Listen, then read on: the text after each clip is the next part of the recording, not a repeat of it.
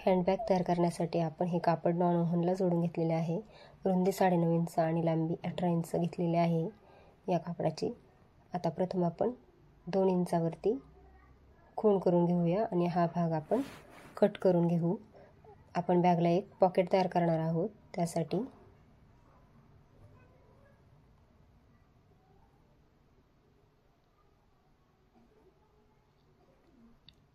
हा भाग कट केल्यानंतर आपण 9.5 इंच लांबीची चेन घेऊन उलट यावरती जोडून घ्यायची आहे। ही चेन जोडल्यानंतर हा भाग फोल्ड करून खाली त्यावरती एक दाबटीप घालून घेऊया आणि त्यानंतर वरचा भाग अशा प्रकारे आपण जोडून घेऊन पुन्हा एक दाबटीप घालून ही चेन आपली रेडी झालेली आहे। यामध्ये आपण रनर ॲड करून घेतलेला आहे।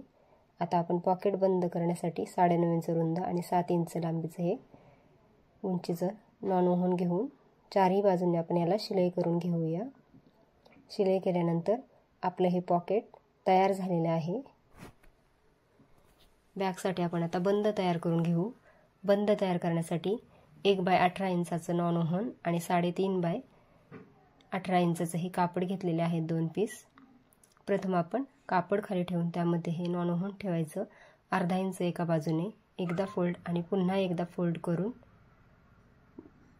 बंदाच्या दोन्ही बाजूंना शिलाई करून हे दोन्ही बंद आपण तयार करून घेऊया। बंद तयार करून झाल्यानंतर बाहेरच्या बाजूने आपण 2 इंच अंतर मोजून घ्यायचं आहे दोन्ही बाजूंनी आणि खूण केलेल्या भागाच्या आतमध्ये आपण हा बंद ठेवून या दोन्ही बंदांवरती शिलाई करून घेऊया। या बंदांप्रमाणे दुसरा बाजूचा पण बंद आपण जोडून घेऊया।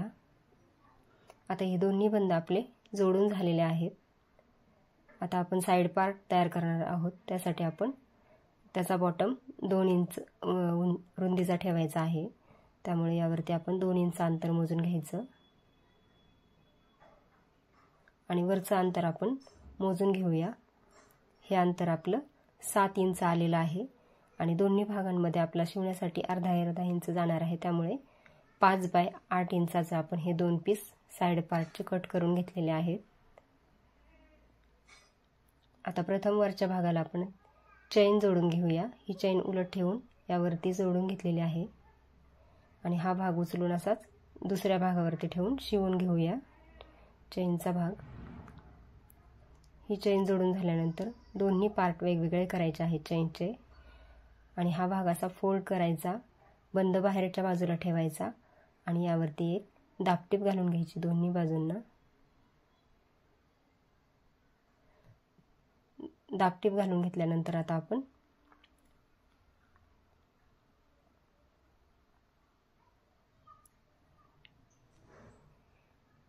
याचा मध्य काढून घ्यायचा आहे सुलट बाजूकडून।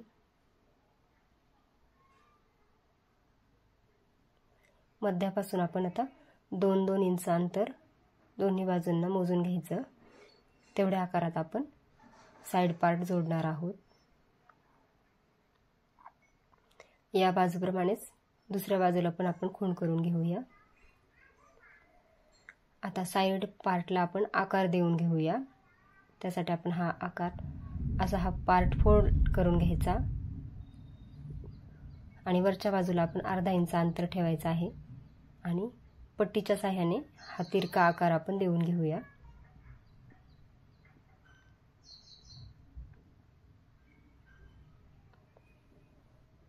आता हा आकार आपण कट करून घेऊ।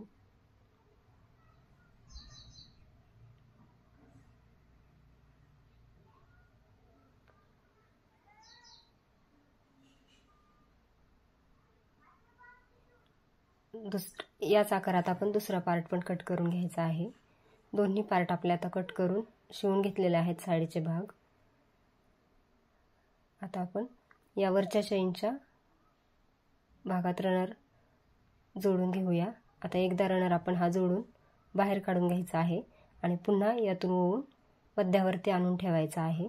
हा रनर मध्यावरती आणून ठेवल्यानंतर बॅगचा भाग आता उलट करून घेऊया साइड पार्ट जोडण्यासाठी।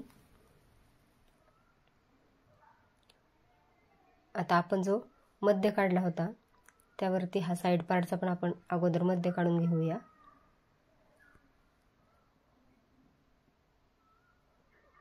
बॅकचा मध्य आणि साईड पार्टचा मध्य एकाच ठिकाणी ठेवून आपण याला सुलट बाजूला सुलट बाजू जोडून साईडने आपण अर्धा इंच अंतर शिवायचं ठेवायचं आहे. साईड पार्टचं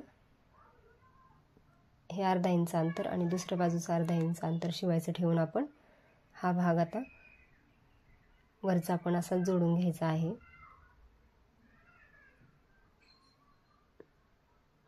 चैनच्या भागावरती पण आपण आता शिलाई करून घ्यायची आहे. हा भाग थोडासा आपला जास्त झालेला आहे, तो आपण थोडासा कट करून घेऊया.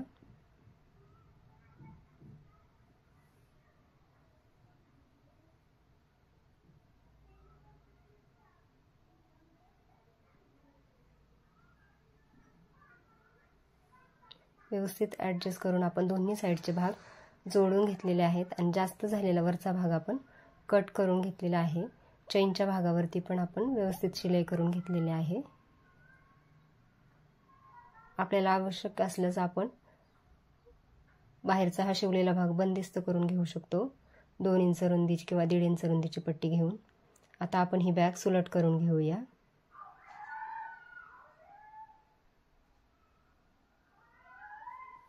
सुलट केल्यानंतर सुंदर अशी आपली ही बॅग तयार आहे. आपण आता बंद जास्त रुंद झालेले आहेत ते सर्व आपण फोल्ड करून घेऊया. बंदांच्या चारही भागांना आपण 1-1 इंच अंतर मोजून घ्यायचं आहे. त्यावरती खूण करून घ्यायची आणि हा भाग बंदांचा असा फोल्ड करून 1 इंचानंतर फोल्ड करून आपण या बंदाला शिलाई करून घेऊया. या भागावरती शिलाई केल्यानंतर आपले हे बंद खूप कडक आणि सुंदर दिसतील, नाजूक असे तयार होतील.